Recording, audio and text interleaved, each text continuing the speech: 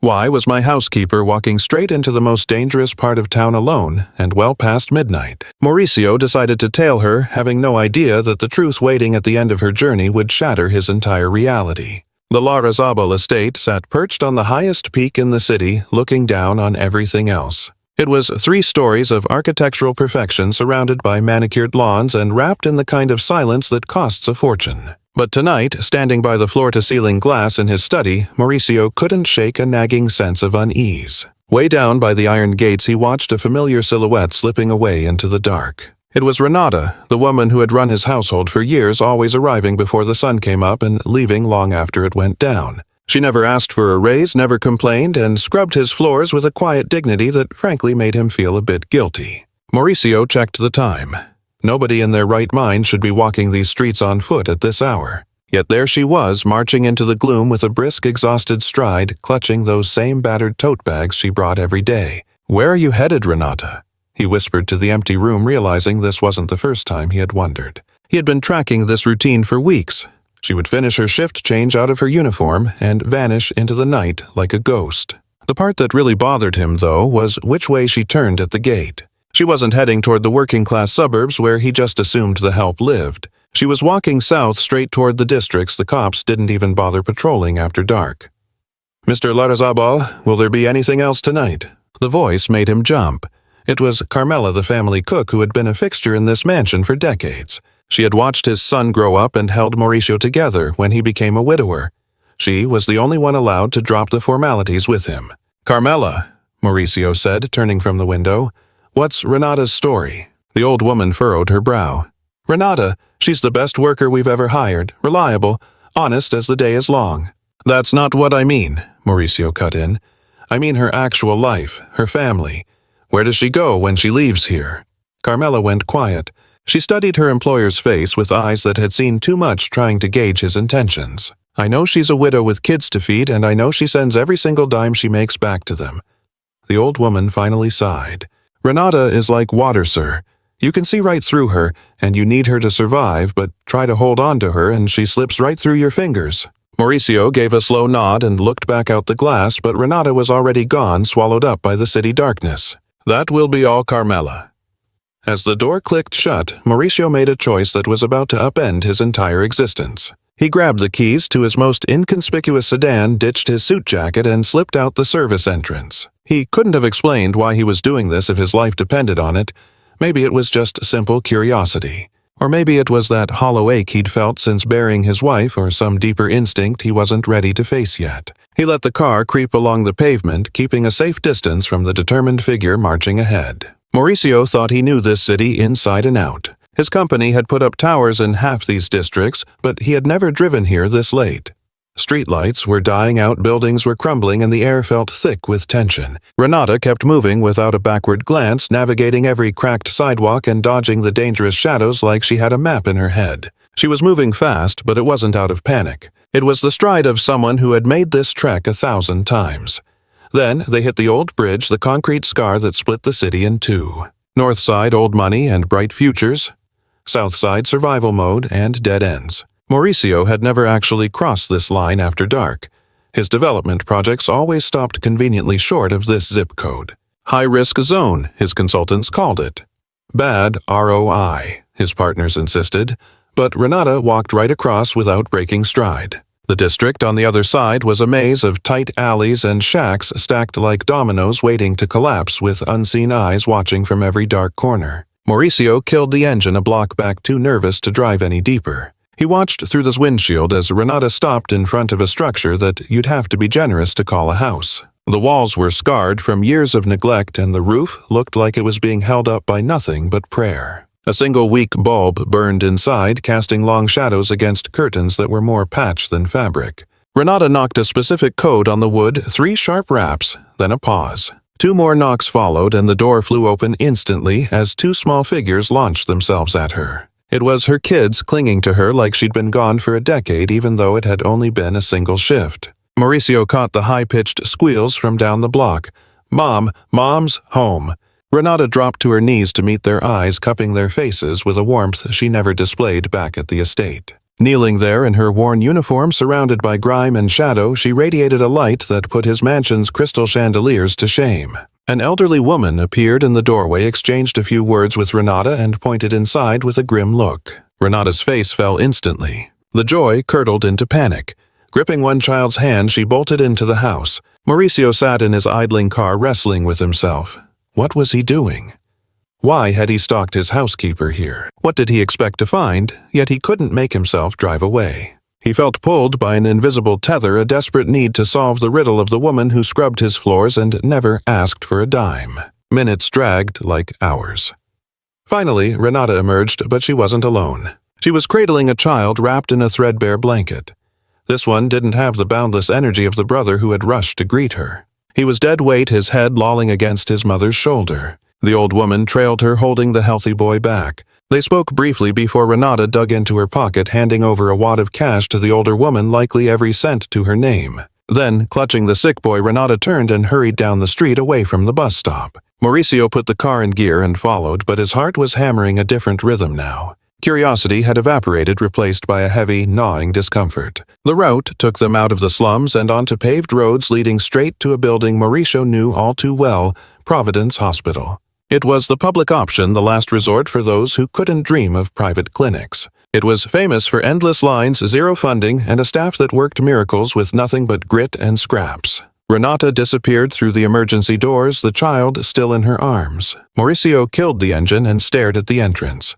Under the harsh fluorescent glare, it was a different universe. Mothers hushing screaming infants, seniors wheezing on metal benches, nurses running on fumes and caffeine. Impulsively, he stepped out and headed for the sliding doors. Inside, it was exactly as he feared, walls screaming for a fresh coat, floors scuffed by a million tragic footsteps, and the sharp sting of bleach failing to mask the scent of sickness and despair. He scanned the crowd for Renata, but she was lost in the ER bedlam. He approached the front desk where a receptionist with dark circles under her eyes was juggling 3 phones. "Excuse me," Mauricio said, trying to cut through the noise. "I'm looking for a woman who just came in with a boy." The receptionist gave him a flat look, the kind born from witnessing 1,000 tragedies in a single shift. "Sir, hundreds of people walk through those doors. Are you family?" "No, Mauricio froze. How could he explain following his maid? "I just need to know if he's okay." "If you aren't kin, I can't tell you anything." "Hospital policy." Mauricio nodded, defeated. He stepped away, wandering down the main corridor, peering through swinging doors, hunting for a glimpse of her. Then he stopped. She was slumped on a bench in the pediatric oncology wing, the boy asleep in her lap. Her fingers combed through his hair with infinite care, her lips moving in a silent, desperate prayer. Pediatric oncology. The words hit Mauricio like a physical blow. He knew this hallway. He had walked these floors years ago, hunting for experts to save his wife. He knew the weight of those benches, the suffocating wait for news that destroys worlds. He ducked behind a pillar, watching. A doctor in scrubs stepped out and approached Renata. The exchange was short and heavy. Renata nodded, her posture crumbling with every sentence the doctor spoke. When the doctor walked away, Renata bowed her head over the sleeping boy, her shoulders shaking. She wept without a sound, a practiced grief she had likely endured 100 times before. Tears soaked into her son's hair while the rest of the world rushed past, blind to her ruin. Something fractured deep inside Mauricio, a dam breaking that he had kept sealed since the day he buried his wife. That carefully constructed facade of corporate stoicism, all the calculated moves and buried feelings just crumbled. It all fractured the second he looked at Renata and recognized something he thought had vanished from the world. He witnessed love in its rawest form, the kind that gives without ever checking the price tag. This wasn't the tax-deductible sacrifice of signing a charity check. It was the grit of trekking miles in the dark just to hold a sick child.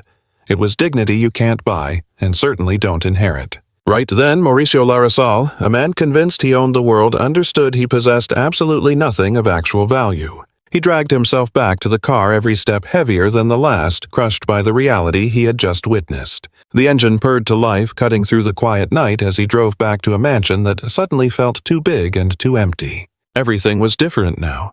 Knowing Renata's truth burdened him with a moral obligation he couldn't just sweep under the rug. Yet, for all he had learned, he remained blind to the other skeleton she was hiding in her closet. A truth that bound them together in ways neither was ready to face, and it was clawing its way to the surface. Sleep was impossible that night. The memory of Renata weeping silently, clutching her ailing boy, played on an endless loop in his head. The moment he shut his eyes, he saw the tremors in her shoulders and her hands gently stroking the child's hair, her face etched with a desperate grief he recognized intimately because he had shed those exact same tears. He remembered pacing the five-star private clinic surrounded by useless luxury, while his wife faded away right in front of him. By the time dawn sunlight crept through the heavy drapes of his master suite, Mauricio was already perched on the edge of the mattress, staring blankly into nothingness. His thoughts were a chaotic mess. How long had she been shouldering this burden all by herself? How could she possibly function for 14 hours a day in his home, serving him while her son was fighting for his life in a crowded public ward? And why, in all these years, had she never asked for a lifeline? The click of the front door latch snapped him back to reality. He checked the time. Barely 5 in the morning. Renata was always the first one in, ready to work before the house even stirred. Mauricio rose quietly and crept toward the landing overlooking the stairs. Concealed by the gloom, he watched her step inside. She was wearing that same crisp uniform, hair pulled back tight, standing tall with that quiet dignity she wore like armor. But now he saw what he'd been blind to before, the dark circles cutting through her foundation and the sickly pallor of someone running on fumes. He caught the faint tremor in her hands as she set her bag down in the utility room. How had he missed it?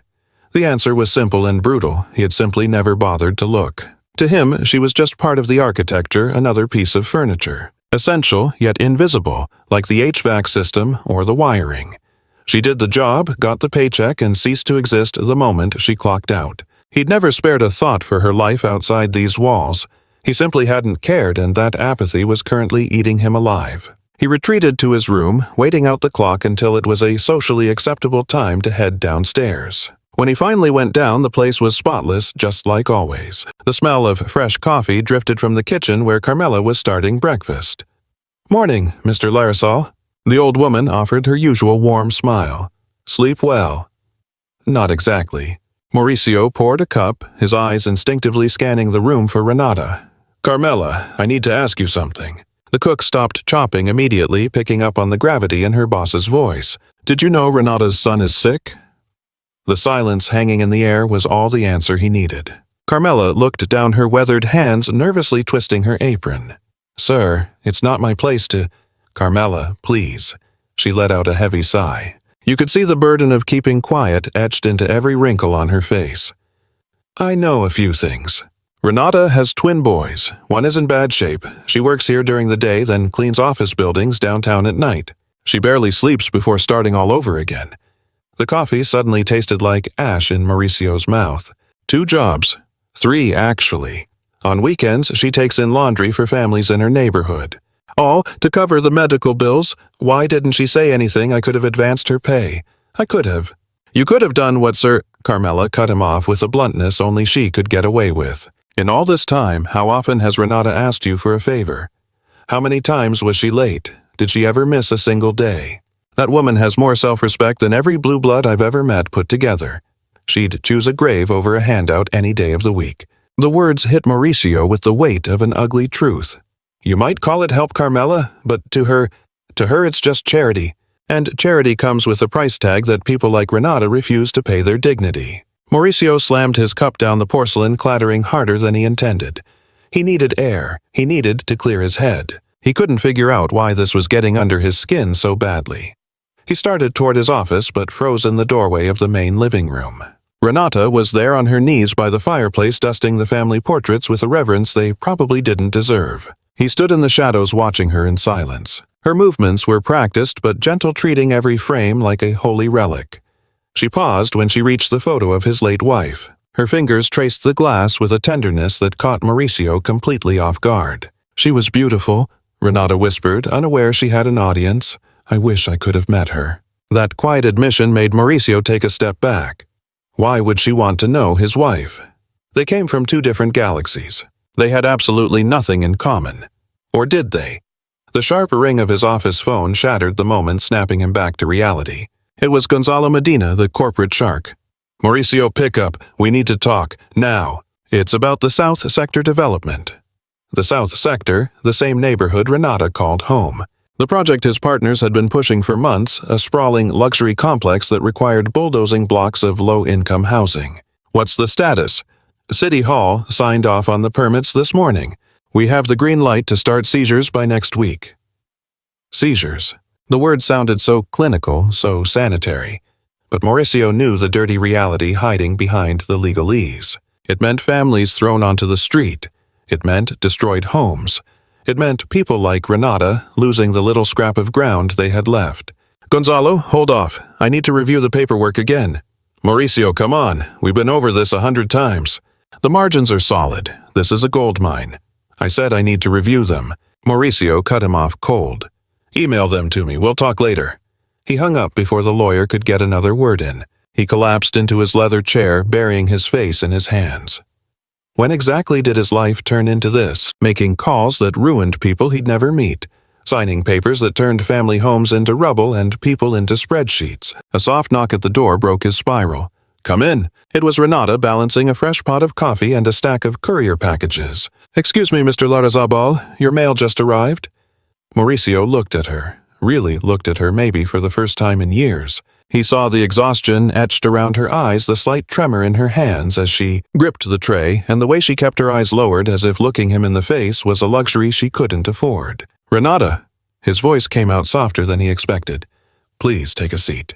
She looked up, genuinely startled.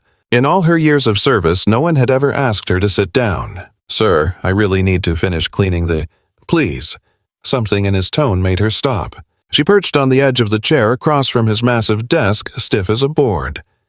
Is something wrong, sir? Did I make a mistake? No, you didn't do anything wrong. Mauricio fumbled for the words. I wanted to ask how you're doing. The silence stretched thick and heavy. She stared at him like he'd started speaking Greek. How? I am, she repeated slowly. Yes. How are you? How's your family? A flash of emotion crossed her eyes, then vanished instantly. Her face shut down like a bank vault, locking away whatever pain she was carrying. I'm fine, sir. Thank you for asking. It was a lie. They both knew it, but Mauricio realized pushing would only make her retreat further. If you ever need anything at all, you can tell me. Renata gave a polite nod, but her eyes told a different story. They said she'd learned the hard way that promises from the wealthy are as hollow as their big empty houses. Thank you, sir. With your permission, I have work to do. She stood and walked out without looking back, leaving Mauricio sitting there with a bitter taste of failure he couldn't quite explain. The rest of the day blurred into a haze of video calls and strategy meetings that Mauricio drifted through on autopilot. His mind was miles away, torn between the lingering image of Renata at the hospital and the demolition orders for the South Sector now sitting on his desk. Darkness settled in, and Mauricio made his choice. He was going to tail her again. He had to know. He needed clarity, and perhaps, though he wouldn't dare say it out loud, he was looking for a way to atone for years of turning a blind eye. This time, the moment Renata slipped out of the mansion, Mauricio was ready. He shadowed her through the same winding streets as the night before. He crossed the same bridge, driving into the heart of a district where poverty hung in the air like heavy smog. But tonight, Renata didn't head straight for her doorstep. She paused in front of a derelict church, its rotting doors barely clinging to their hinges. She scanned the street, checking for prying eyes, then vanished inside. Mauricio killed the engine a safe distance away and waited. The minutes dragged by, thick and agonizing. What business did Renata have in a condemned building at this hour? Finally, the wood groaned open. But she wasn't alone. With her were others, 5, 10, 15 women, pouring out of the shadows like spirits seeking salvation. Some cradled sleeping infants, others clutched bags filled with what looked like rations. Mauricio stared equal parts mesmerized and baffled as Renata handed out parcels to the crowd. The women received food, medicine, clothing, all pulled from the very sacks she lugged out of his estate every evening. It was the leftovers from his kitchen, the pills his wife Carmela threw out because they were almost expired. The designer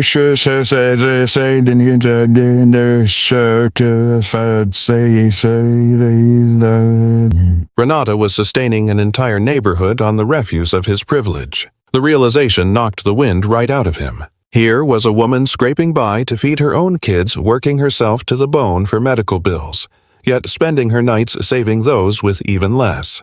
How could such profound grace exist in a place so devoid of hope? When the last mother hurried off with her bundle, Renata stood alone in the quiet. He watched her gaze drift upward, lips moving in a silent plea, and then he saw it happen. Her knees simply gave out under the weight of it all. He watched her body slide slowly down the rough stone of the church wall. She collapsed onto the dirt head, buried in her hands, her shoulders heaving with sobs she could no longer hold back. Instinct took over. Mauricio threw the car door open and marched toward her, his footsteps echoing in the dead of night. Renata snapped her head up, her red, swollen eyes locked with his, stripping away all pretense in a moment of raw truth. "Mr. Larrazabal!" Her voice was a fractured whisper. What are you doing here?"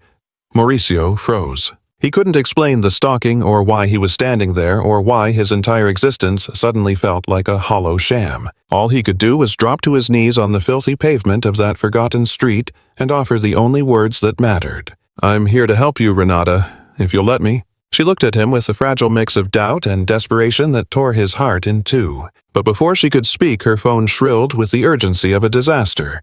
It was the hospital, and the message changed everything. "Mrs. Villagomez, you need to get here immediately. Emiliano has gone into crisis. It's critical." The wail that ripped from Renata's throat that night would haunt Mauricio for the rest of his life. Because in that instant, kneeling beside a woman who owned nothing, yet gave everything, Mauricio realized true poverty wasn't an empty bank account, it was an empty soul. And he had been the poorest man alive without even suspecting it. The drive to the hospital felt endless. Mauricio tore through the streets as fast as the road allowed, glancing at Renata as she shook violently in the passenger seat, chanting her son's name like a desperate mantra. "Emiliano, Emiliano, my baby." City lights smeared into streaks past the glass. Mauricio felt helpless, unable to fix a mother's crumbling world. He could only floor the gas pedal and pray. "We're almost there, Renata. We're going to make it." She didn't answer. Her 1,000-yard stare was fixed on the windshield, trapped in that dark corner of a parent's worst nightmare. The second they screeched up to Providence Hospital, Renata bailed out before the wheels even stopped rolling. Mauricio sprinted after her down hallways that were starting to feel sickeningly familiar. The pediatric oncology wing held that suffocating silence that comes before a storm. Nurses blurred past in a rush. Doctors exchanged grim looks. In the center of the chaos, a middle-aged physician stood guard outside a room. "Mrs. Villagomez," the doctor stepped forward to meet her. "I'm Dr. Jimena Solares.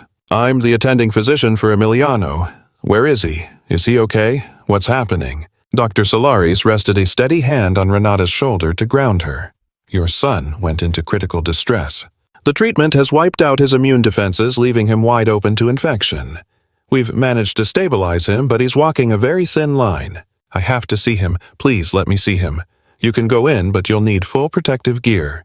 His body can't handle a single contaminant right now." As a nurse suited Renata up in a gown, gloves, and mask, Mauricio hovered in the corridor, feeling like a tourist at a funeral, intruding on a grief he hadn't earned. Dr. Solares shot him an inquisitive glance. "Are you family?" "No, I'm her employer." The title felt cold, sterile in his mouth. The doctor gave a slow nod, though her eyes suggested she'd heard better lies. "The boy needs a bone marrow transplant," she said, cutting to the chase. "It's the only way he makes it to adulthood. We've been hunting for a compatible donor for months with zero luck. What about family siblings?" "Emiliano has a twin Mateo. We tested him, but he's not a match. It's rare with fraternals, but it happens. The mother isn't a match either, and the father—" She hesitated. "Records say he passed away a while back." The reality of it settled heavy on Mauricio's shoulders. A kid fading away while his mother scrubbed floors to pay for meds that weren't enough. "What's the price tag on the transplant, assuming you find a donor?" The doctor locked eyes with him. "We're talking serious money. Surgery, the hospital stay, post-op, meds, rehab. It's a number that bankrupts most families. Give me a figure." She named a specific amount. It was a fortune to most people. To Mauricio, it was less than the catering bill for his last quarterly gala. "If you find a donor," he said, measuring his words, "I'll write the check for everything." Dr. Solares blinked, caught off guard. "Sir, are you certain that's not a small promise?" "I've never been more sure." The steel in his voice convinced her. She nodded, reaching into her pocket for a card. "I'll need some signatures, and if you're good for it, we can take the donor search global. That would boost the odds extensively. Do it. Do whatever it takes." As the doctor went to handle the paperwork, Mauricio moved to the observation window. Renata was now seated by the bedside. Little Emiliano was wired up to a bank of monitors, their rhythmic beeping the only sign of life. He was ghost-pale, eyes shut, looking so brittle a strong breeze might shatter him. But the way Renata looked at him, like he was the rarest jewel in existence. And maybe he was. Her hands that scrubbed other people's filth for a living brushed her son's cheek with a gentleness Mauricio had never known. Her lips were moving. A lullaby, maybe, or telling him stories, or just lying that everything would be okay. Mauricio turned away the sight, too intimate to watch. He retreated to the waiting area and collapsed into a plastic chair that was fighting a losing battle against age. What was he playing at? Why was he wading this deep into the life of a woman he barely knew? The answer drifted up from the back of his mind like smoke because Isabel would have wanted this. Isabel, his sweet Isabel. She always used to say that having money without a mission was just poverty, in a fancy suit. She didn't do charity for the gala photos, she did it because she cared. She saw human beings where Mauricio only saw payroll profit margins and rivals. When she died, that part of Mauricio went into the casket with her. He turned into a relentless capital machine measuring his worth in zeros on a balance sheet and acreage in his portfolio. He'd forgotten what it felt like to give a damn about anyone but number one. Until right now. Footsteps snapped him back to reality. Renata was approaching. Her eyes were raw, yet she carried a dignity Mauricio couldn't fathom. How was she holding it together? She took the seat next to him in silence. For a long moment, the only noise was the hospital hum and the thrum of blood in their ears. "Thank you." Her voice was a ghost. "For the ride. You didn't have to." "Renata, why were you following me?" She cut him off, spinning around to face him. "That night, and the night before, I saw your car. I know you've been tracking me. I want to know why." Mauricio was cornered. No spin could save him now. No alibi would stick. "Because I wanted to understand," he confessed. "I used to wonder who you really were, why you worked yourself to the bone, why you never asked for a thing, why you carried the world on your shoulders without a single groan. Now I get it. You are the toughest person I've ever met." Renata let out a dry, bitter laugh. "Tough. Look around you, Mr. Larrazabal. I'm in a public ward, unable to pay for my son's treatment, relying on the kindness of strangers. That isn't strength. It's survival. And survival is the rawest form of strength there is." She gave him a look Mauricio couldn't quite read. "You know what the hardest part is?" Renata went on, her voice cracking just a little. "It's not the job, it's not the exhaustion, it's not even seeing my boy sick. The hardest part is that Mateo, my other son, is growing up way too fast. He plays dad when I'm not there. He cooks, he scrubs floors, he does chores. He's barely a kid and he's already shouldering a man's burden. Where is Mateo right now? With Mrs. Esperanza next door. She's the only soul I trust with them. She lost her own daughter years ago to something just like this. She says looking after my boys gives her a reason to wake up." Mauricio nodded, filing that detail away. Another name, another story, another thread in the tangled knot of Renata's life. "Renata, the doctor told me Emiliano needs a transplant." She squeezed her eyes shut in pain. "I know, I've known for a while. But donors are ghosts, and even if one appeared, I'm paying for it." The words tumbled out before Mauricio could filter them. Renata's eyes snapped open, looking at him like he was speaking alien. "What I already spoke to Dr. Solaris. I'm covering everything, the procedure, the room, the meds, the whole bill." "No," Renata shot up from her chair, trembling. "I can't take that." "Why not?" "Because I'm not your charity case." "Mr. Larrazabal, I don't need your pity. This isn't pity, Renata." "Then, what is it?" She squared up to him, eyes burning with wounded pride and desperation. "Guilt. Want to feel like a saint helping the poor housekeeper? Need a heartwarming anecdote for your next dinner party." The words stung because they hit a nerve. Mauricio had spent years writing checks for causes he didn't care about just to keep up appearances. But this was different. This was personal. "Renata, years ago, when my wife was sick, I had all the money in the world and I couldn't save her. I hired the best specialists, the best clinics, the best treatments, and I still buried her." His voice cracked for the first time in years. "I couldn't save her because there was no cure, but your son has a shot. He has a real chance to live if he finds a donor. And I have the bank account to make that search happen. Let me do this, Renata. Not for you, not for me. For Emiliano." The silence that followed felt like an eternity.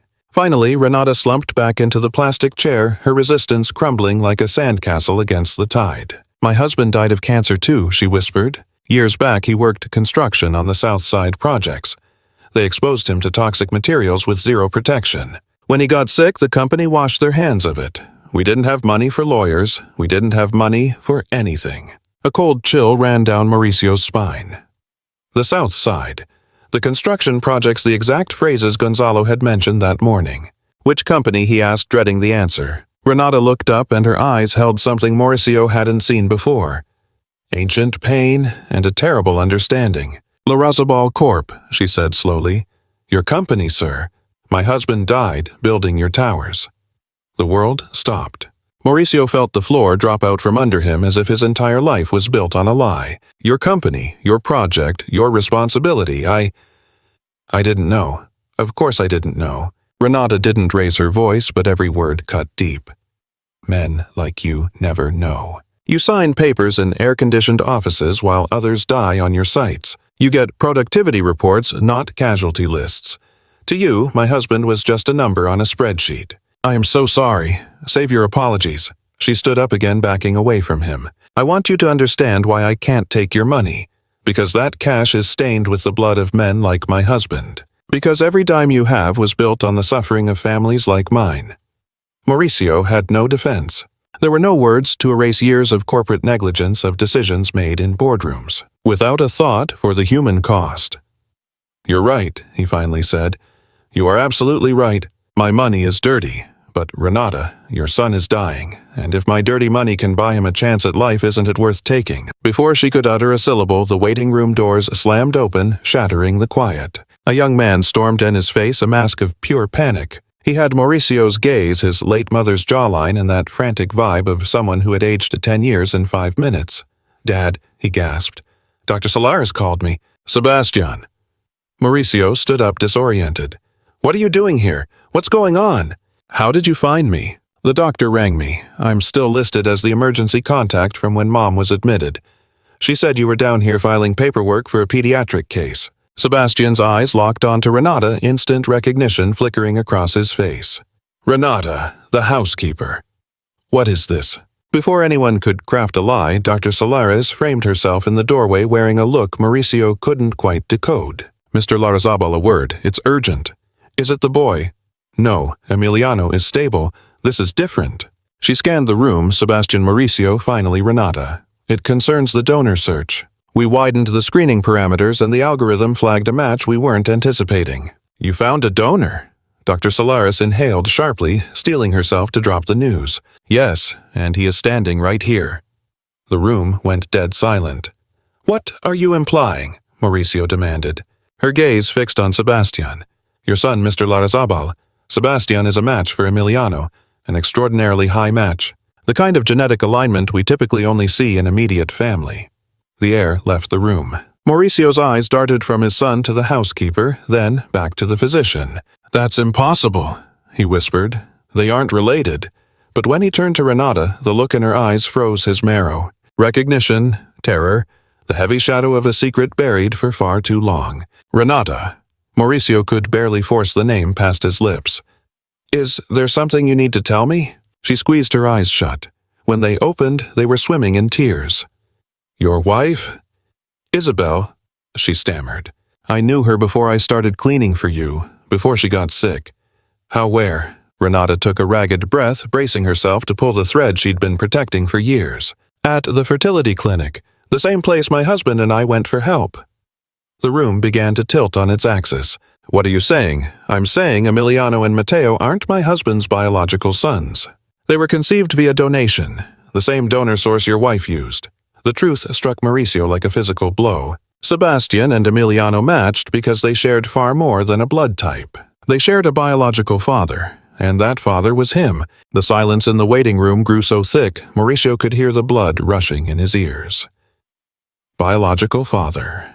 The words hung in the air like specters refusing to fade. That can't be true. He finally found his voice, though it sounded foreign to him. Isabel and I never needed a donor. Sebastian is my son, my blood. Renata watched him, her eyes heavy with the weight of 1,000 buried truths. Mr. Larrazabal, I only know what the clinic told me. The donor was anonymous. I had no idea who it was until this moment. But I never donated anything. Mauricio stood, his body trembling with confusion and denial. This has to be a mistake, a system glitch, crossed files. Dr. Solares stepped in with the practiced calm of someone used to shattering families. Mr. Larrazabal genetic compatibility doesn't lie. The markers between Sebastian and Emiliano indicate a first-degree relationship. Half-siblings to be specific. Half-siblings. Sebastian, silent until now, stepped forward. Dad, what are they talking about? What does Renata's son have to do with me? Mauricio couldn't answer. His mind was trapped in a labyrinth of the past, desperately searching for a logic that fit. Then, like a flare in the darkness, a memory surfaced from the depths. The clinic. That fertility center where Isabel had spent so many hours, endured so many treatments, cried so many tears. He'd gone with her countless times, holding her hand while doctors explained procedures he barely grasped. But there was one time.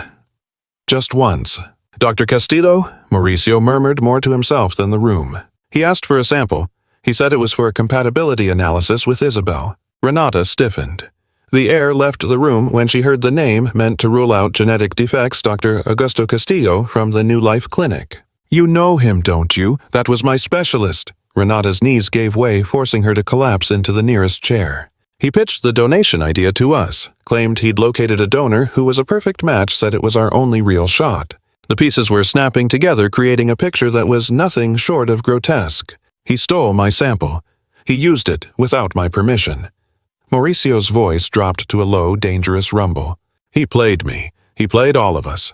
Dr. Solaris looked grim, her brow furrowing deeply. Mr. Larrazabal, if this checks out, we're looking at a catastrophic ethical breach. Unauthorized use of genetic material fraud, likely a laundry list of felonies. New Life Clinic shut its doors years ago. Renata's voice sounded hollow, like she was speaking from a million miles away. People whispered about shady dealings, but I never knew the specifics. By the time they folded, the boys were already born, and my husband was sick. Sebastian slumped into a seat, all the color draining from his face. So, Emiliano. Is he my brother? Silence answered him. The question hung in the room, heavy with a reality none of them could handle. I need to get out of here. Mauricio stormed toward the exit, but froze before crossing the threshold. He spun back to face Renata. The look in his eyes had shifted. Gone was the pity or guilt, replaced by cold, hard resolve. I'm going to hunt Castillo down. I'm going to find out exactly what he did, and I'm going to find out why. And when I find him, I'll make him pay for every single lie. He walked out before anyone could say a word. The hospital corridor stretched out like an infinite tunnel. His footsteps hammered against the worn linoleum while his brain tried to catch up with the bombshells. He had other sons. 2 boys raised in the dirt while he lived in a palace. 2 children whose blood father slept in a mansion while they scraped by, barely finding enough to eat. One was currently fighting for his life in a ward just behind him, all because some doctor decided to play God with desperate people. He whipped out his cell and dialed Gonzalo Medina. The attorney picked up on the second ring. Mauricio, it's 3 in the morning. What's wrong? I need you to run a background check now. Dr. Augusto Castillo, formerly of the New Life Clinic. Find him. I want to know where he sleeps, what he does, and every detail about why that clinic went under. May I ask what this is fee? Just do it. And Gonzalo, pull the files on the Southern Sector project. I want every report on workplace accidents and occupational illnesses from the last few years. Everything. The line went dead silent for a moment. Mauricio, those files are confidential. Exposing that data could trigger a legal nightmare for the firm. I don't give a damn, Gonzalo. Have them on my desk by noon. Understood. Mauricio killed the call. When he walked back into the waiting room, the vibe had shifted completely. Sebastian was sitting right next to Renata, speaking to her in a low murmur. Tears were streaming down her face, but the look in her eyes had changed. The agony was gone, replaced by relief. It was the kind of relief you feel after finally dropping a heavy load you've been carrying for decades. I always knew, she was saying. Renata continued as Mauricio walked up. From the first day I scrubbed your floors, I felt a pull I couldn't explain. I'd look at Sebastian and my heart would just lurch. I told myself it was just because he reminded me of my own boys. Is that why you were always touching my mother's picture? Sebastian asked gently. I saw you do it once. I thought it was weird, but I never brought it up. Renata nodded slowly. Your mother was the only person in that entire clinic who looked at me like I was a human being. The other wealthy couples looked at us like we were dirt, like our poverty or our infertility might be contagious. But Isabel, she sat right down next to me one afternoon when my husband couldn't make it. She just held my hand while I fell apart. She told me it didn't matter how our babies got here. The only thing that mattered was how much we loved them once they arrived. Mauricio felt something crack in his chest. That sounded exactly like Isabel. She was the type of woman who saw humanity where others saw class lines, who reached out when everyone else looked away. "Isabel never mentioned you," Mauricio said, his voice raspy. "She probably didn't even remember my name," Renata said with a small shrug. For her, it was just a moment of kindness. For me, it was a lifeline in the middle of a drowning ocean. "Why didn't you ever bring this up when you took the job? Why didn't you tell me you knew her?" Renata gave him a look full of old, deep sadness. "Because by the time I knocked on your door asking for work, she was already gone. What was I supposed to say? That she was nice to me in a waiting room once I didn't want to look like I was working an angle? I didn't want you to think I was using her memory to get special treatment. As for the donor part, you honestly had no clue it could be me." "How?" Renata threw her hands up, helpless. "Those donor files are anonymous. Dr. Castillo promised total privacy. We weren't supposed to know who he was, and he wasn't supposed to know us. The system was meant to keep everyone safe. Funny how that works out. A safety net that ended up tearing lives apart. Buried secrets had festered into tragedies, binding them together whether they liked it or not." The waiting room door swung open and Dr. Solaris walked in, clutching a tablet. "Mr. Larrazabal, I have an update on the boy." The tension in the room spiked instantly. "We've managed to stabilize the infection, but he's incredibly frail. He needs that transplant, and he needs it yesterday. Given Sebastian's match, we could book the operating room within a couple of weeks. That is, if he's on board."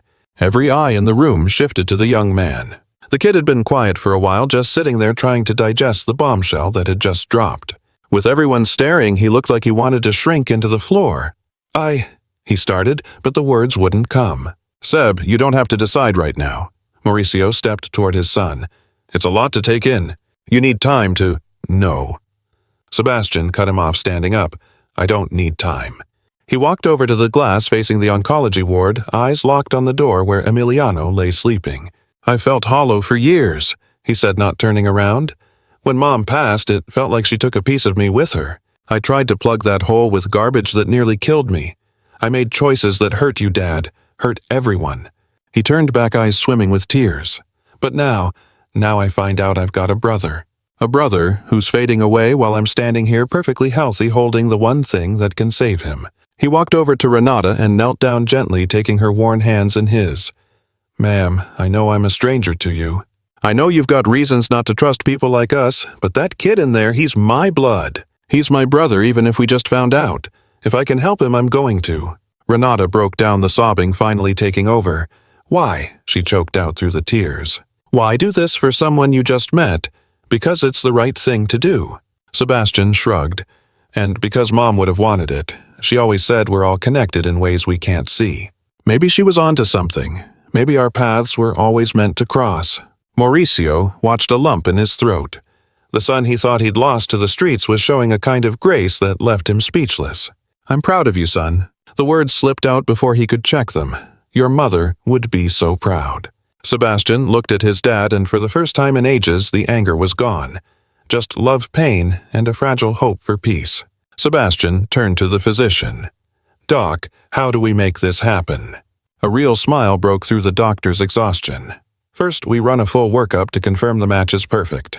There is a mandatory conditioning period we have to clear, and that eats up several days. But assuming the charts look clean, we can get you into surgery shortly. Let's get this started." As the doctor led Sebastian away for labs, Mauricio and Renata were left alone in the quiet waiting area. The silence wasn't heavy anymore. It was the quiet of two people who just walked through fire together. "There is something else," Mauricio said, finally bringing up the South Sector project. Renata stiffened. "That development is going to flatten my house. I got the eviction notice weeks ago." "I know, and that's why I'm killing it." Renata looked at him like he was crazy. "Killing it? But the board, the investors, the money. Money means nothing if it's built on people's misery." Mauricio cut in. "Your husband died on one of my sites. He probably wasn't the only one. I've spent years turning a blind eye to the cost of my business because it was easier not to look. I can't do that anymore." He stood up and looked out at the city skyline just as the sun started to creep over the horizon. "I'm launching a full audit. Every accident, every illness, every death on my sites. I'll pay out every affected family. Not because of a lawsuit, but because I owe them. And the neighborhood, the families living there. Project's dead. I'll find land where nobody gets displaced. In fact, I'm starting a trust to fix up your block instead of tearing it down. Real schools, proper medical centers, homes, people could actually live in the kind of infrastructure that never should have been missing in the first place. Renata rose from her seat and closed the distance between them. "What changed?" she asked, her voice barely a whisper. "Why do you care all of a sudden? Why flip the script after all this time?" Mauricio swiveled around to face her. "Because 48 hours ago I trailed my housekeeper through the worst parts of town, and what I found in those shadows went way beyond your little secret, Renata. I realized I have been looking at the world through the wrong lens my entire life." Before she could come up with a retort, the sharp ring of Mauricio's cell phone cut through the tension. Gonzalo was on the line. "Mauricio, I dug up the dirt on Dr. Castillo and it is ugly." "Give it to me straight," Mauricio commanded. That clinic knew life. They did not get shut down for a few missing forms or zoning issues. They were shuttered because Castillo was hawking donor DNA to families off the books. I have got proof of at least 12 unauthorized sales, and that is likely just the tip of the iceberg. Mauricio felt a cold dread seep into his bones. 12 families. There is more, isn't there? Yeah, Castillo did not vanish into the night when the feds came knocking. He reinvented himself, slapped a new name on the door, and launched a fresh practice. And you will never guess who bankrolled the whole operation. When Gonzalo dropped the name, the ground beneath Mauricio's feet seemed to lurch violently. "It is Ricardo Montero, your top shareholder, the guy pushing us to bulldoze the South Sector." Mauricio's grip loosened. The phone nearly slipped from his fingers. Ricardo. The man he had trusted with his life for 30 years. Sebastian's own godfather. The rock who had held him together when Isabel passed away. Every handshake, every shared drink, it was all smoke and mirrors. Mauricio realized that the fight for transparency was only in its opening rounds. The next few hours blurred into a frenzy of critical choices, each one capable of altering the trajectory of countless futures. He left Renata keeping vigil at the hospital with Sebastian, who was already undergoing the initial workup for the transplant. The kid was showing a kind of grit Mauricio hadn't realized he possessed, fielding the medical team's inquiries with a stoicism that completely masked the emotional hurricane raging around them. "Look out for her," Sebastian had urged just before his father walked out, nodding toward the room where Emiliano lay sleeping. "And when you get back, do not sugarcoat it. I want the full story."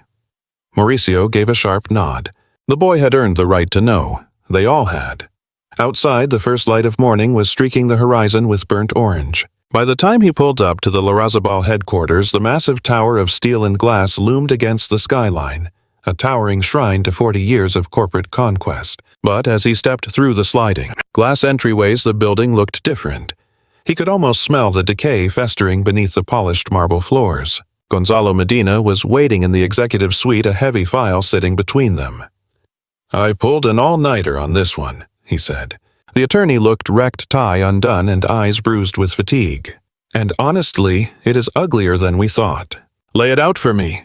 Gonzalo flipped the dossier open, spreading out a damning mosaic of photos, bank statements, and legal papers. "Dr. Augusto Castillo goes by Augusto Villanueva these days. He laid low for 2 years after the scandal, then popped back up with a shiny new facility called the Valley Institute for Assisted Reproduction. And right there at the top of the cap table since day one, Ricardo Montero." Mauricio slammed his hand on the desk. "How did this fly under my radar?" He buried it deep. Shell companies inside shell companies. I had to peel back 6 layers of offshore anonymity just to find his signature. Mauricio snatched up the papers, his hands shaking with a fury he could barely suppress. "What about the victims? You mentioned a dozen families." Gonzalo shuffled the papers to a new section. "I tracked down records of 14 unauthorized procedures using your specific profile from years back. 14 different couples who thought they were getting anonymous donor material. But Castillo was auctioning you off as a premium product. He charged elite rates for what he marketed as high-caliber donors, captains of industry, brilliant minds, men with power. And you, my friend, you were his bestseller." Biel rose in Mauricio's throat. His very biology had been packaged and sold like a luxury handbag, stolen and distributed without him ever knowing. Where are these kids now? That is the messy part. Most of them are completely in the dark. People move, couples divorce. Tracking everyone down is going to be a nightmare. "Get it done. I want every single one located." Gonzalo agreed, but his face held a hesitation, a secret he was afraid to voice. "Spit it out," Mauricio snapped. "What aren't you saying?" Ricardo did not just bankroll the fertility clinic, he has got stakes in half the contractors profiting from the South Sector redevelopment. Demolition crews, cement suppliers, the builders, he has got a piece of all of them. It is a closed loop. So you are telling me he has been siphoning cash from our operations to line his own pockets? I am saying the South Sector deal wasn't just about building condos, Mauricio. It was a scheme built for one purpose, to line his own pockets to the brim. Meanwhile, you were the designated fall guy left to carry the risk and face the public execution. Mauricio sank into his chair, crushed by the sheer weight of the truth. Ricardo Montero, the man who had stood right by his shoulder while Isabel wasted away. The man who delivered her eulogy, who swore a solemn oath to protect Sebastian as if he were his own flesh and blood. It was all theater, a sick performance. Is there more? Gonzalo pressed, his voice dropping to a conspiratorial whisper. I found records of monthly wire transfers from one of Montero's shell companies straight to the Nueva Vida clinic. The money started flowing right after Isabel got pregnant and didn't stop until the clinic shut its doors. What does that tell you? I can't prove it yet, but it looks like Montero was in on Castillo's game maybe from day one. The office door swung open without a knock. Ricardo Montero strode in like he owned the building, and everyone in it flashing a winning smile from a tanned face, wearing a bespoke suit that cost more than Renata earned in a month. Mauricio, they told me you were in early. Trouble sleeping. Gonzalo stiffened, snapping the file shut with a motion that tried too hard to look casual. Mauricio kept his voice flat. Ricardo, I wasn't expecting you. Just came to iron out the final details for the South Sector development. Permits are stamped and ready. The crews are standing by. We can start the teardown this week if you give the green light. Mauricio scanned his partner's face, hunting for a crack in the mask, a hint of the treachery he now knew lay beneath. But Ricardo was a virtuoso of deceit. The smile was impeccable, the posture relaxed, the eyes wide with feigned sincerity. I need more time to go over a few specs, Mauricio, he replied. Ricardo's smile faltered, a glitch in the matrix, just for a second. More time, Mauricio, we've been prepping this for months. The investors want blood. The ink is already dry. Then let them wait. Ricardo shot a sharp, quick glance at Gonzalo before locking eyes with Mauricio again. Is there something I should know? A hiccup you haven't mentioned? Just doing my due diligence before we pull the trigger. Right. Ricardo nodded slowly, but the synthetic warmth had drained from his gaze. Take the time you need. Just remember, every day the clock ticks, we burn cash. A lot of cash. He headed for the exit, then paused with his hand on the frame. By the way, how's Sebastian? Haven't seen the kid in ages. We should do dinner soon like the old days. Sebastian is fine. I'll tell him you asked. Do that. That boy's always been like a son to me. The door clicked shut, leaving a silence loud enough to burst eardrums. Does he know Gonzalo? Mauricio murmured. Bringing up Sebastian? That was a warning shot. I know. What's the play? Mauricio stared at the dossier on his desk, then at the empty space where Ricardo had stood. I need concrete proof before I go to war. If you're right, Ricardo didn't pull this off alone. He's got connections, leverage, and probably enough dirt on half the city to bury us. If I strike before I'm ready, he'll burn everything down. In the meantime, we wait. We keep digging, but we stay quiet. Trust no one inside these walls. Gonzalo nodded, grabbing the file. One more thing, Mauricio. Those workplace accident reports you asked for, I found them.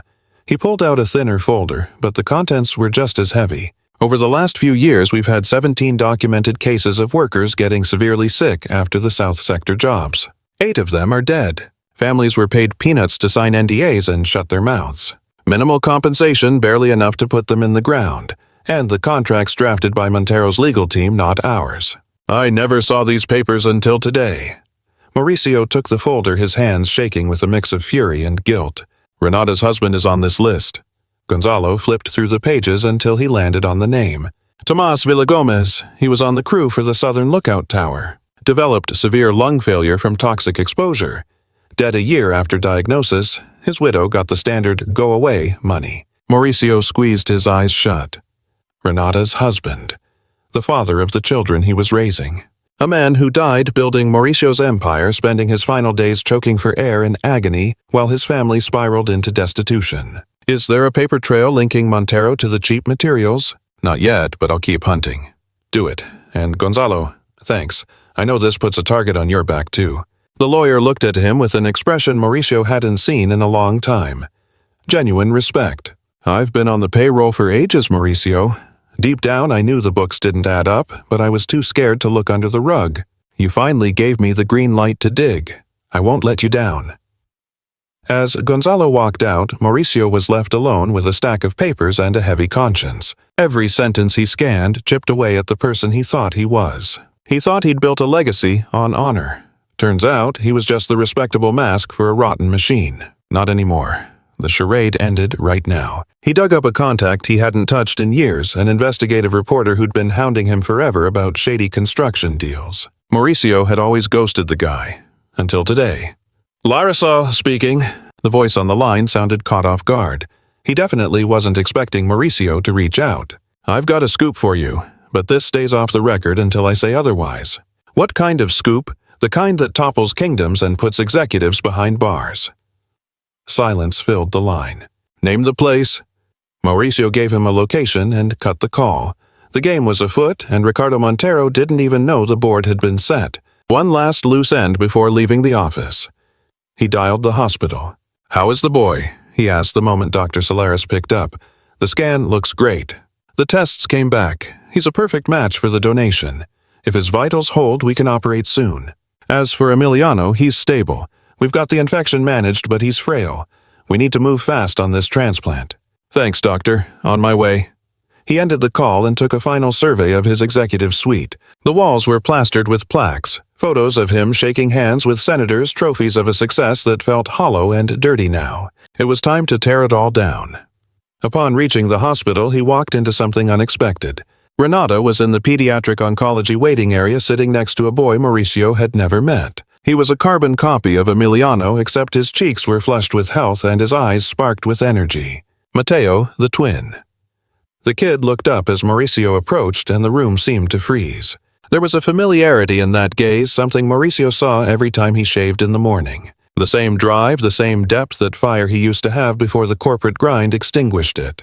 "Matteo, this is Mr. Larrazabal." Renata introduced him quietly. "He's the one helping your brother." The boy sized him up with that brutal honesty only kids have. "Are you loaded?" he asked point blank. "Matteo." Renata hushed him. "It's all right?" Mauricio crouched down to eye level. "Yeah, I've got quite a bit." "Then how come my mom has to work so hard?" It was a simple question, but it hit Mauricio like a physical blow. It was the exact question he should have asked himself years ago about Renata and the invisible workforce that built his fortune. "Because I was blind to the things that actually matter," he admitted, "but I'm starting to see now." Matteo chewed on that for a second, then nodded. "My brother says you're going to save him. Is that true?" "We're going to try our absolute hardest. Promise." Mauricio glanced at Renata, then back at the boy, his own flesh and blood, a connection neither of them knew existed until hours ago. "I promise." Matteo grinned. In that expression, Mauricio saw something he'd lost long ago, hope. Pure, unfiltered hope, untouched by the world's bitterness. It was the kind of trust only a kid has, believing that grown-ups actually do what they say.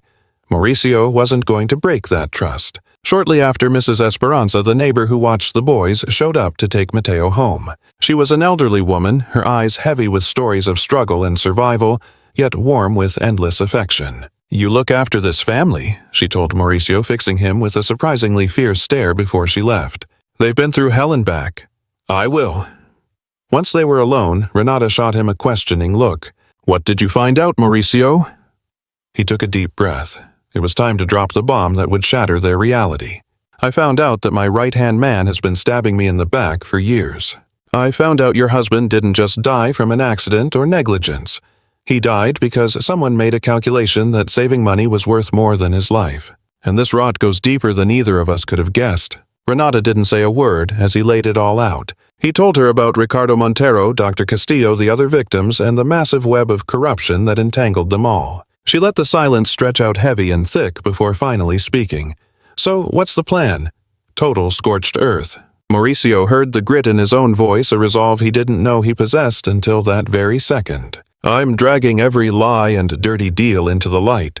Ricardo Montero and his cronies are going to pay in blood and reputation, and once the dust settles, I'll rebuild, but I'll do it right this time." Renata gave a slow, solemn nod.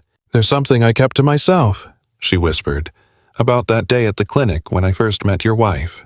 "What is it?" "Isabel told me something back then. It stuck with me." Renata closed her eyes, drifting back. She said sometimes strangers crash into each other for reasons we can't see, but she hoped that if our boys ever met, they'd look out for one another just like we did that afternoon. Mauricio felt a sharp sting behind his eyes, fighting to keep his composure. She said it exactly like that. And look at us now, years later, her son is the only thing standing between my boy and the grave. Fate was closing the loop in a way that defied all logic, but they were oblivious to the fact that across town Ricardo Montero was already making moves from his high-rise office. "We've got a situation," he said, his tone flat and dangerous. "Larrazabal is digging. Bury this before it blows up in our faces." The voice on the other end was just as detached. "What are my orders?" "Do whatever it takes. Just make sure the trail doesn't lead back to this building." He killed the line and stared out at the sunset, watching the light fade. The war was on, and there wasn't room for two winners. The following days blurred into a desperate race against the clock. Sebastian tackled the pre-op tests with a grit that shocked everyone, especially himself. Through every needle stick and scan, his attitude never wavered. Just get it done. Mauricio was living a double life, splitting his hours between the sterile hospital ward and his off-the-books investigation. Gonzalo burned the midnight oil, piecing together a map of Montero's corruption, but the opposition wasn't sitting idle. One morning, Mauricio walked into his office to find total devastation. Drawers were ripped out, files carpeted the floor, and his computer screen cast a ghostly glow over empty folders. "We had visitors last night," Gonzalo said from the doorway, his voice tight with tension. "Security claims the cameras had a glitch for 3 hours. What's missing?" "Everything we had on Montero and Castillo. The hard copies are history." Ice water ran down Mauricio's spine.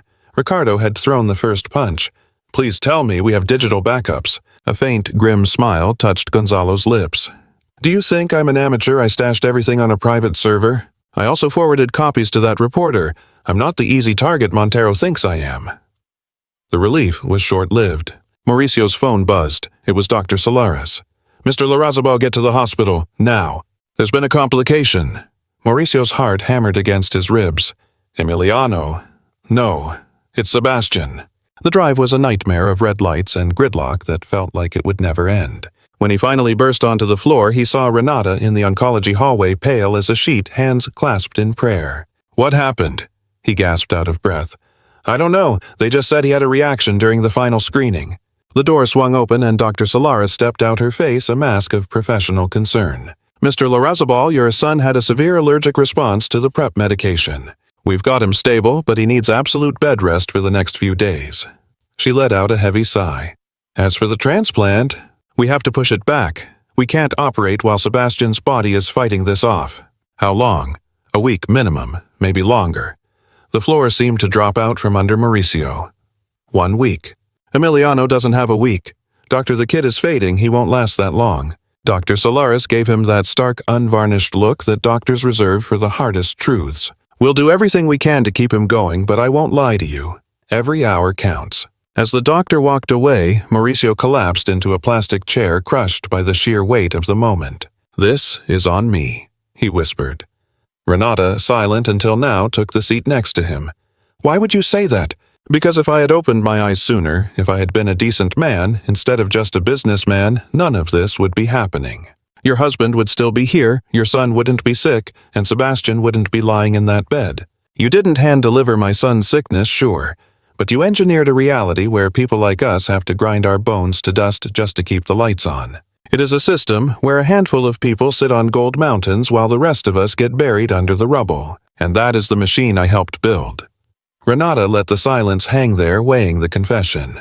"Back when my husband first got sick, she finally said I placed the blame squarely on you, on your corporation, on every wealthy executive sitting in a high-rise, willfully blind to the sweat and blood in the foundation. I carried that hatred for a long time. Maybe you deserved it. But rage didn't heal my husband, it didn't put food on the table, and it certainly didn't cover the cost of Emiliano's prescriptions. Being angry just hollowed me out while the world kept spinning, completely indifferent to my grief." She turned, locking eyes with him. "But what you are doing right now, Mr. Larrazabal, stepping up, digging for the truth, gambling your entire empire to fix this. It doesn't rewrite history, no, but it paves a different road forward. And frankly, that is the only thing that counts anymore." Her words struck something vital inside Mauricio, unlocking a door he had kept bolted shut for decades. How do you manage such grace, after everything the world has taken from you? Because my children are watching. I need them to understand that mercy isn't cowardice. It is the hardest kind of strength there is. The door to Sebastian's room clicked open, and the young man stood in the frame looking like a ghost, but standing tall. Dad, we need to talk. Mauricio was on his feet in an instant. You should be in bed. Whatever it is, it can wait. Sebastian shuffled over and sank into the chair next to them. His body was failing him, but his eyes were burning with resolve. I heard the doctor. I know she wants to push the transplant back. Just give it a few days, son. You need to bounce back first. No. Sebastian cut him off sharp. You don't get it. I can handle it now. My body is ready. Sebastian, look. The doctor has to play it safe. That is her paycheck on the line. But I know my own limits. I have survived worse than an allergic reaction. I can take this. Renata stepped in, her voice low and steady. You cannot gamble with your life like this. Emiliano wouldn't want that cost. Emiliano is my brother. Sebastian interrupted, eyes glistening. My brother.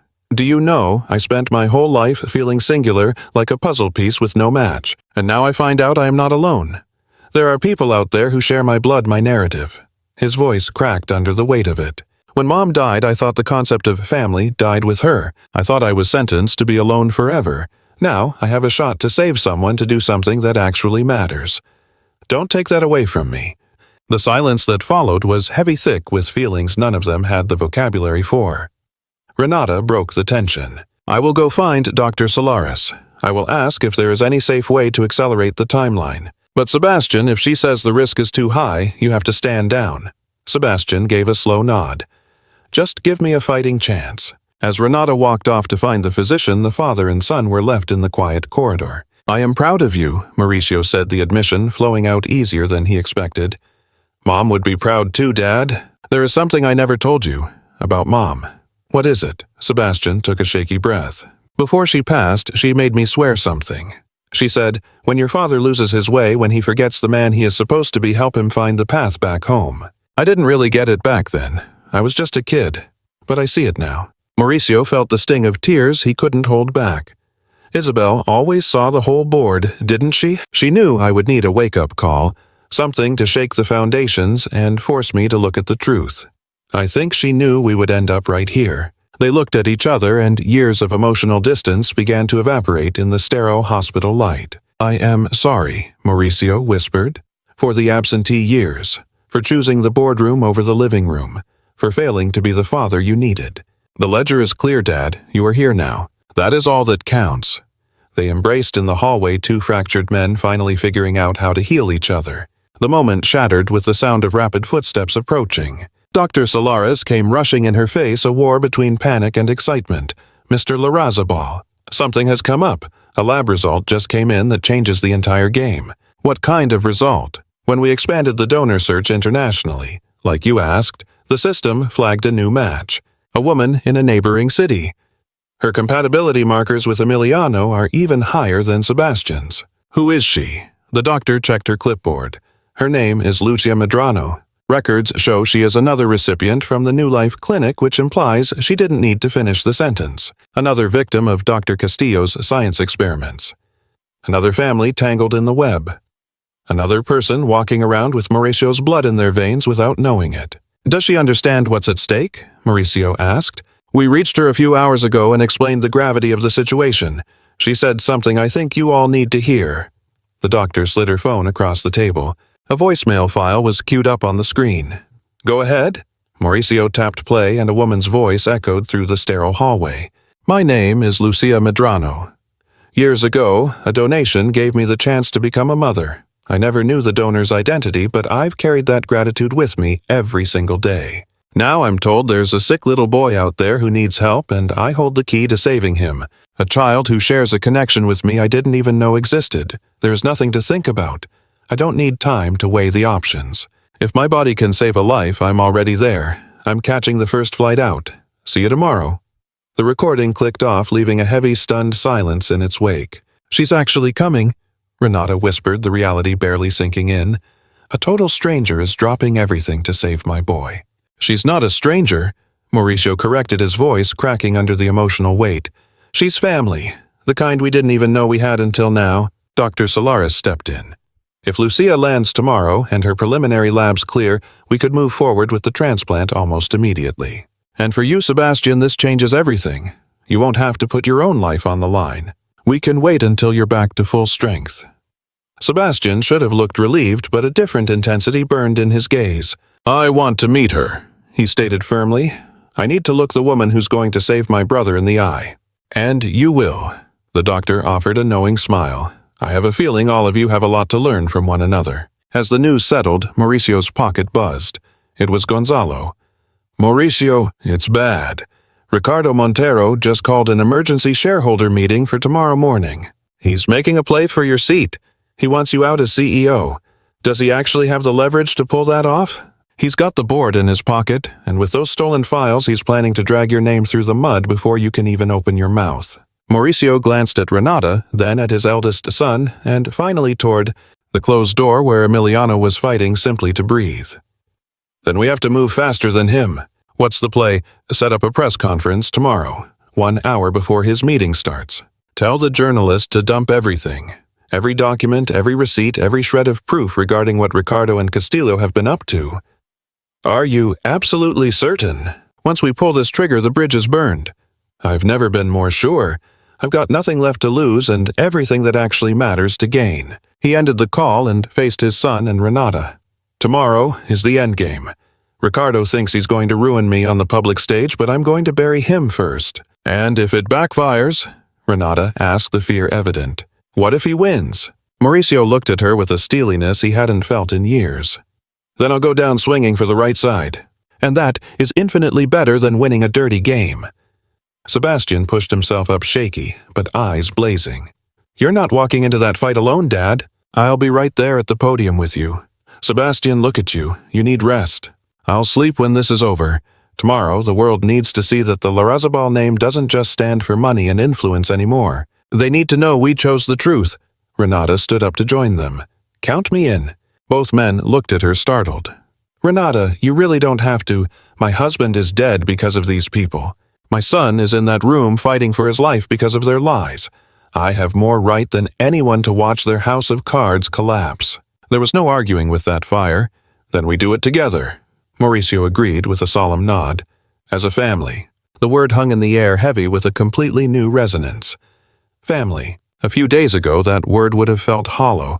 But now, after walking through the fire together, it was finally starting to mean something real. Late that night, while the city outside went dark and the hospital hummed with its quiet vigil, Mauricio stood guard by Emiliano's bedside. The boy slept tethered to a bank of machines, tracking every single beat of his heart. His pale face was illuminated by the rhythmic wash of the monitor lights, looking so fragile it felt like a strong breeze might carry him away. Mauricio engulfed the boy's tiny hand in his own. I don't know you, he whispered into the silence. I missed your first steps, your first words, your first day of school. I couldn't even tell you your favorite color. I don't know what you dream about. I don't know who you want to be when you grow up. Tears tracked down his face, and he didn't bother wiping them away. But you are my son. My blood is in your veins, even if neither of us knew it. And I promise you, Emiliano, I am going to war for you. I'm going to make sure you get that chance to grow up, to dream, to become whatever man you want to be. He gave the boy's hand a gentle squeeze. Your mother is the toughest woman I've ever met. Your brother Mateo has courage beyond his years, and Sebastian. He was ready to give up everything to save you. You have a family that loves you, Emiliano, and we are not going to let you go. Standing at the threshold, unseen by Mauricio, Renata watched in silence. For the first time in forever, she let herself believe that maybe, just maybe, things were finally going to be okay. Because when the sun came up over the city tomorrow, the truth was going to break wide open and nothing would ever go back to the way it was.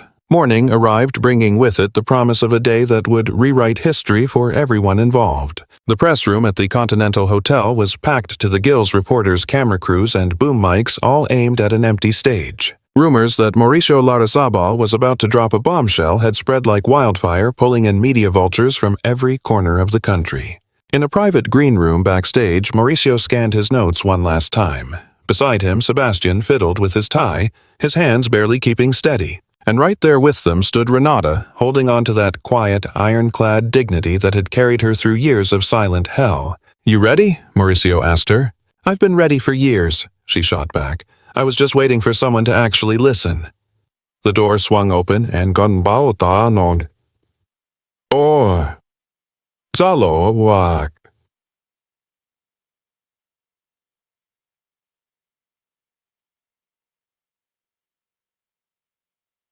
Tree. Hey. Ricardo Montero just pulled up to corporate for the shareholders' meeting. He has no clue what is coming. Marcos Villanueva is front row center. The article goes live the second you start talking. By the time Ricardo realizes the ground is shifting, it'll be too late. Mauricio nodded and headed for the door, but he paused before stepping out, turning back to the two people standing with him. "Whatever goes down today, I want you to know I'm grateful. You gave me back something I thought was gone for good." "What's that?" Sebastian asked. "A purpose," Mauricio replied. Then they walked out into the lights together. The room went dead silent the moment Mauricio grabbed the mic. Hundreds of eyes locked onto him, waiting, judging hungry for the scoop. "Good morning," he started, his voice steady. "My name is Mauricio Larrazabal. For decades you've known me as a success story, a respected businessman, a pillar of this community. Today, I'm here to tell you that Pedestal was built on a foundation of lies I was too blind to see." You could hear a pin drop in the room. "A few days ago, I found out my lifelong partner Ricardo Montero has been using our company to line his own pockets while workers dropped dead on our construction sites from toxic exposure. I discovered that a doctor named Augusto Castillo, now going by Augusto Villanueva, stole my genetic material without my consent to build a fraudulent fertility empire. And I learned I have children I never knew existed, kids who grew up starving while I was swimming in money." The reporters started whispering furiously, but Mauricio pressed on. "But I'm not just here to expose white-collar crime. I'm here to introduce you to someone whose life represents thousands of families who suffered in the dark while men like me looked the other way." He turned and held out a hand to Renata. "This is Renata Villagomez. She scrubbed my floors for years. I didn't know her husband Tomas died building my skyscrapers. I didn't know she worked 3 jobs just to pay for her 6 sons' treatment. I didn't know a thing about her because I never bothered to ask." Renata walked up to the mic, her steps heavy with purpose. The camera zoomed in on her face, a face that had seen the worst of the world yet refused to break. "My name is Renata." Her voice didn't waver. "I am a mother. I am a widow. I am a worker. For years I was invisible to you. I cleaned houses for people who never looked me in the eye. I waited tables in places where nobody knew my name. And every night I went home terrified, wondering how I was going to feed my children the next day." Tears started rolling down the cheeks of several reporters. "My husband died believing his sickness was his own fault. He died feeling like a failure because he couldn't provide. But he didn't fail. He was murdered. He was killed by negligence, by greed, and by the indifference of people who valued profit margins over human lives." Her voice grew stronger. "But I'm not here today for revenge. I'm here for justice. Justice for my husband. Justice for the other families who lost someone.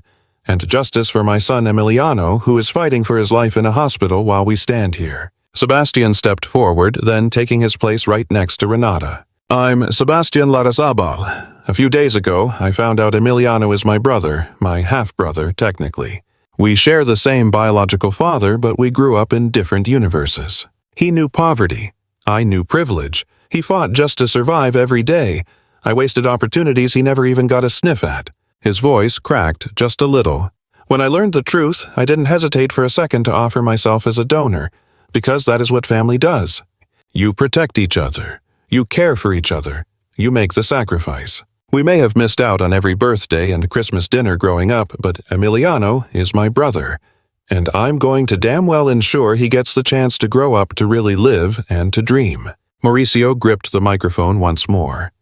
"As we speak, authorities are executing arrest warrants for Ricardo Montero and Augusto Villanueva. The evidence gathered by my legal team is undeniable. But justice isn't just about handcuffs. Today, I'm announcing the launch of the Isabel Lares Rasabo Foundation. It bears the name of my late wife. She always held that hoarding wealth without a purpose is just poverty in disguise. This organization will make reparations to every family harmed by corporate negligence. We will cover medical bills for those who can't afford them and build safety nets for vulnerable workers. The development project in the southern sector is officially dead. Instead, we are constructing decent affordable housing for the families already living there." He turned to Renata one last time.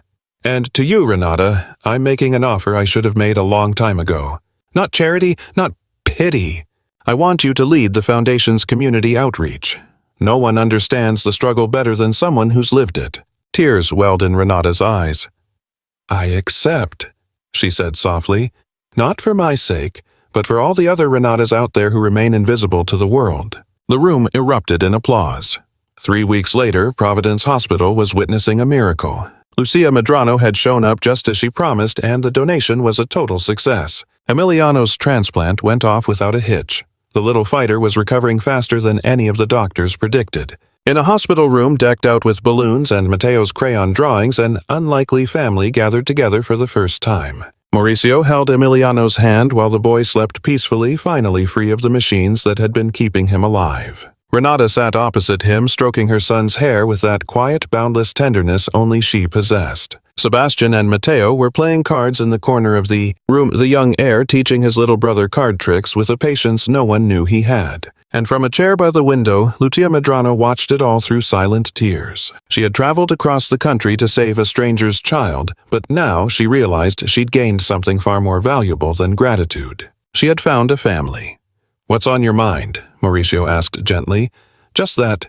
I felt incomplete my whole life," Lucia replied, sounding as if she were finally naming a phantom pain she'd never understood. "Now I realize I was tethered to people I didn't even know existed." "We were all connected," Renata added. "We just needed a reason to finally see each other." The door swung open and Dr. Solaris walked in, beaming. "I have the official results," she announced. "Emiliano's latest scans show the transplant was a complete success. His body is accepting the donor marrow perfectly. With proper care, this little guy has a long, healthy life ahead of him." Renata buried her face in her hands, sobbing with joy. Mauricio instinctively wrapped his arms around her, and for the first time in years, she let herself be held. "Thank you," she whispered. "Thank you for not giving up." "No," he replied. "Thank you for showing me what real strength looks like." The aftermath played out over the following months. Ricardo Montero was sentenced to prison on multiple counts of fraud, criminal negligence, and conspiracy. Augusto Villanueva was stripped of his medical license and faced lawsuits from the 14 families devastated by his malpractice. The Isabel Larrazabal Foundation became a gold standard for corporate responsibility, supporting thousands of families nationwide. As Director of Community Programs, Renata turned her grief into action, ensuring no mother ever had to choose between a paycheck and a sick child. Sebastian finished his rehab and signed on as a volunteer, discovering that serving others was the only real cure for his own scars. He and Mauricio rebuilt their relationship brick by brick, conversation by conversation, until the bond was stronger than it had ever been.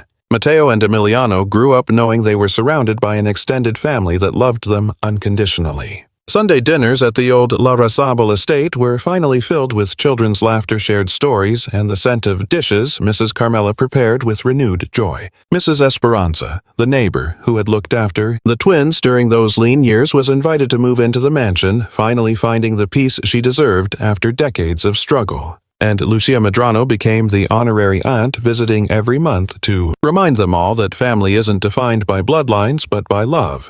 Later that afternoon, wandering the sprawling grounds of his estate, Mauricio spotted Emiliano tearing across the grass, bursting with the kind of vitality you only see in kids who've finally gotten a clean bill of health. "Grandpa Mauricio," the boy hollered.